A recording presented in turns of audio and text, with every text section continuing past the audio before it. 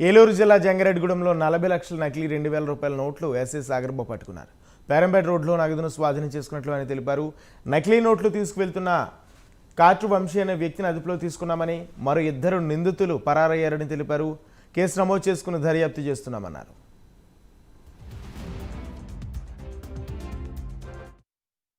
జంగారెడ్డిగూడెం పట్టణంలో ఈరోజు మధ్యాహ్నం పూట పేరంపేట శివాలయం రోడ్లో మా సిబ్బందితో రైడ్ చేయడం జరిగింది.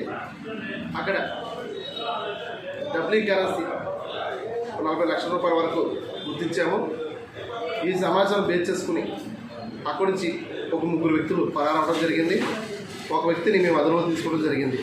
ఎందుకంటే జంగారెడ్డిగూడెం పట్టణంలో 2-3 టీములు ఇట్లా డబ్లీ కరెన్సీతో గ్రూపులుగా ఏర్పడి జనాలను మోసం చేసి వాళ్ళ దగ్గర నుంచి వీళ్ళే పోలీసు వారు వచ్చారని చెప్పేసి పోలీసు వారు వచ్చారని చెప్పేసి వీళ్ళు అరెస్ట్ చేస్తూ ఉంటారు, వాళ్ళే వస్తూ ఉంటారు. జనాల దగ్గర నుంచి 2 లక్షలకో 3 లక్షలకి 1 లక్ష రూపాయలు అని చెప్పి చూపించి వాళ్ళ దగ్గర నుంచి డబ్బులు లాక్కోవడం, చీట్ చేయడం చాలా జరుగుతున్నవి.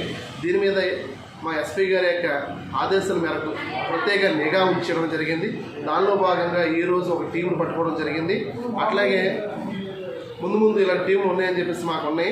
దాని మీద ప్రత్యేక దృష్టి పెట్టి వాళ్ళ మీద కూడా కఠినమైన చర్యలు తీసుకుని కేసులు నమోదు చేస్తాము.